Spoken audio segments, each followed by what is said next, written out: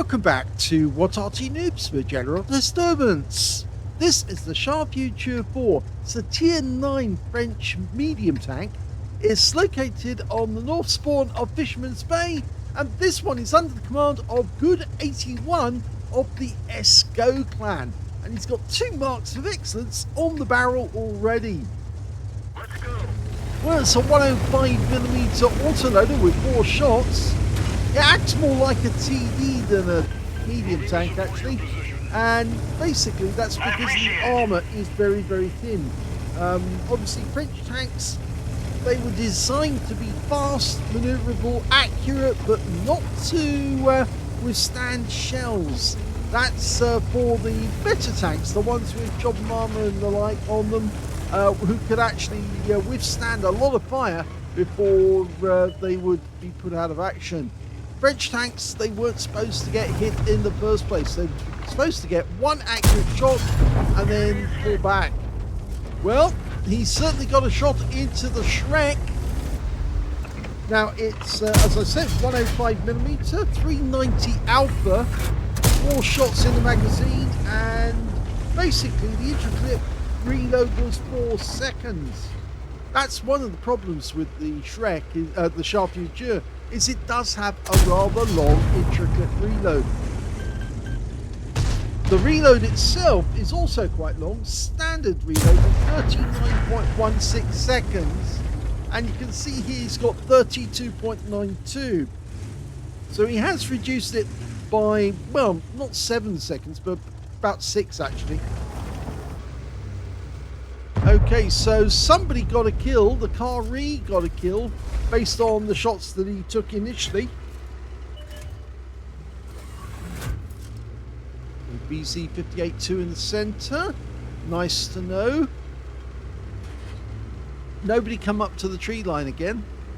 Of course, they're not going to be so keen to do that now because the LT432 will be spotting, and that guy's sitting on the other side of the bunker, which makes it fairly difficult to get accurate shots, because this tank, this medium tank, does have a fairly, well, it disperses at long range, the shell, so it's not that accurate. He's only got 2 shells in, so he's decided to reload, and at that moment the Yak Panther pops up. He did get spotted by the Vipera as well. Now, normally if there's Arty in the game, I wouldn't advise any medium tank to go to this position, and there's good reason for that. If you're a good Arty player, you should be able to put a shell into this area from the other side of the battlefield, so it could be deadly if there's a Arty tank sitting down in grid square J8 or K8, because they can just lob shells in and normally they'll hit target. Now, he was totally exposed there, but the enemy didn't spot him. Well, they spotted him now. The Skoda just took a round, and it looks like somebody else died. It was our Emil. Pumps one into the Jagdpanther Zwei, and he goes down. Well, he takes a hit, rather. Yes, he does go down. Okay, well, our LT432's gone in all the way, but now the Skoda suddenly looked in our direction and thought, uh-oh. And that's the end of him. He did slam one into us, but it wasn't enough. And the LT432 realises that we saved his life. It looks like the Vipera doesn't realise that they're on reload. Or at least it looks like the Char is relying on the LT432 to keep them alive until he's fully loaded again. But the Vipera is in deadly trouble, because if he stays where he is, he might be able to fend off the LT432, but he won't be able to fend off the Char Futur 4 the moment he's reloaded, and he is. And that's the end of his game. So that's 3 kills now for Good 81. Now, we just spotted a Blesk, but he's behind cover, so we can't hit him.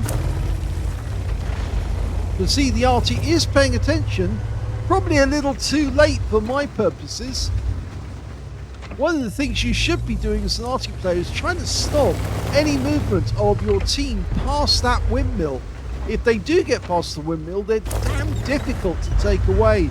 And in fact, we can see that the GW was in totally the wrong position. He was sitting in the open at the back, a blessed on the enemy team was set fire to, I think we might have got some spotting on that. Okay, our LT is still doing his job well. Spotting for us, trying to find out where the enemy is, moving about rapidly. Looks like the rest of the enemy tank are on the east side of the map and in the southeast corner. LT's still searching, trying to use the cover. This is a good light player. He knows that he's got to try and stay alive and find out where everything is. We're going right to the back of the map, past all the aircraft. Found the other Arty. It'd be nice if he's left it for us. He's left it so we can get a Pascucci's. There you go. It's just wait for the reload to complete. Now we did lose sight. Oh, then we've got it back. His sixth sense will go off again. But that's one in and just needs that second shot. And he's got the kill. That's a Pascucci's medal.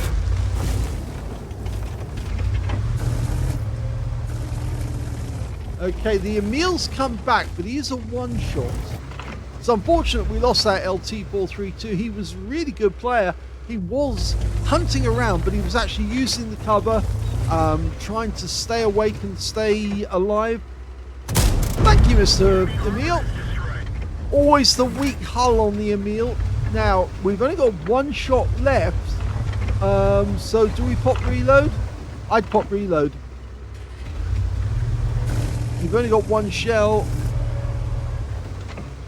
Load in, and he does. Good. He was anxious to see if there was any chance he could use that shell and pick up some more hit points.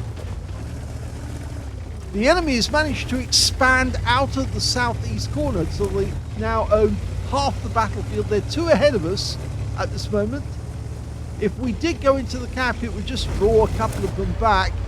I don't think that Wizzy 111G AFT actually can see us and doesn't realise that there's somebody right next door to his cap. But there's just no point in occupying the cap. In fact, the best thing we can do is just snipe at the enemy and make him think about where we might be. Oh, we just lost our Kari to the Wizzy, but we'll pump a couple back into him. If you ever get hit by a Char Futur, remember there's a 4-second gap between each shot. So if you can dive for cover quickly, then do so. But oh, no, he didn't expect that.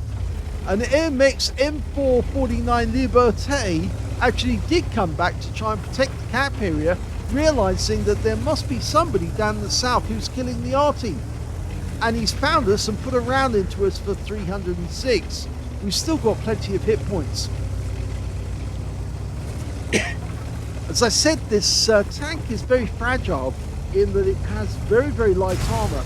The best armor is on the front of the turret, which is 140 millimeters. The front of the hull is only 55. Everywhere else is less. So easy penetration for any enemy shell. But our team has managed to cut down the enemy tanks a little bit. We're down to just one tank, and now he's just gone, the Kilana. And look at this, a Malshan trying to make his way back to his own cap area, suddenly realizes he's flanked us, and well, yes, now he's in trouble. We're pumping shells in that direction, but I think he needs to reacquire. Yes, he has reacquired. Go for the weak spot. Yes, he gets it. Now dive for cover to get a reload. The enemy's now starting to push us into this corner. In fact, now we've got 5, well, we did briefly have 5 versus 1. It's a Kolobanov territory game. Now I'm wondering if he's going to try and escape around the outside. He's going right down to the south of the map. Remember, they do have that Liberté, and we did get spotted. The Liberté spotted us, and the Malshan took advantage.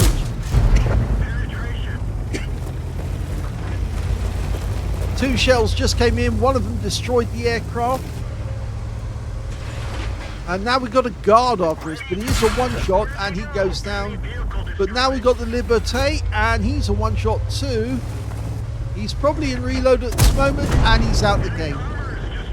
So that's 9 kills now. The guard was the Radley Waters winning.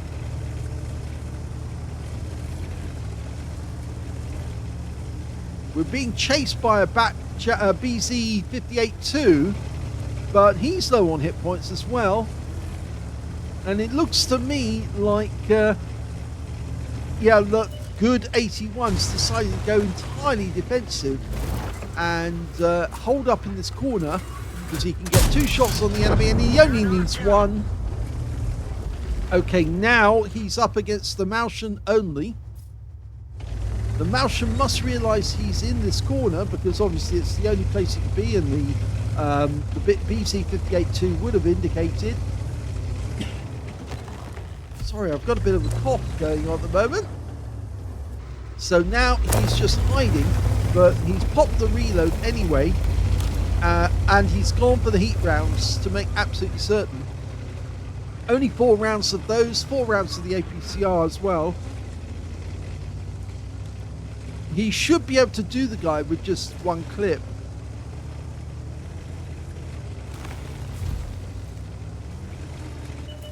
Oh, he's found him again.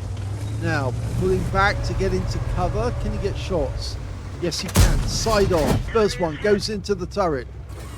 Couldn't get the second one. That's that long reload. There's no point in popping the reload. He just doesn't have enough shells to get a full clip.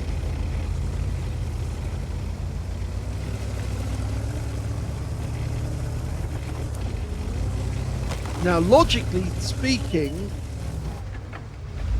okay, there's the Martian again. He's blind Sabat at long range. And, yeah, we got another one into him. And he did return fire, but it very inaccurately. There's not a lot the Martian can do, actually, under the circumstances.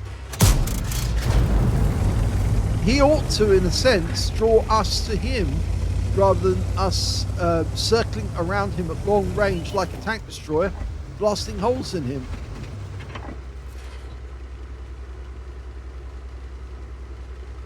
Yeah, I'd take that. But he's waiting until the guy goes into the bushes, and that's the shot that wins the game. And he's done it. Oh my God, look at that shell. Went right through the turret. Here's the end of battle stats, and that was an ace tanker game for good 81 of the Esco clan in the Char Futur 4. I'm wondering if Esco is escargot, that's what it's referring to. Obviously, that was the joke from Trading Places, wasn't it? Look at that, escargot. Anyway, he also got a duelist for taking out 2 enemy tanks who damaged him, as well as a fire for effect for doing more damage than the hit points to his own vehicle, a bruiser medal for getting at least 5 critical hits. In fact, he got 5 exactly. He got a pulse medal for taking down at least 10 enemy vehicles. In fact, he got 11. The 10th one was the BZ58-2, and it made it easy to get that pulse. In fact, he was popping off enemy tanks left, right, and center. He also got a Pascucci's medal for killing both enemy SPGs, a high caliber for dealing the most damage in the game, and a Top Gun for getting at least 6 kills. His win rate from that one, 7,196, which is super unicum and quite a bit more. Let's have a look at team score. Where one can see the highest damage in the game, 5,346 hit points. The nearest one to him was the guard with 2,931, followed by the Kilana, who managed, oh no, not the Kilana, sorry, the Wizzy 111 GFT, who actually made 2,842.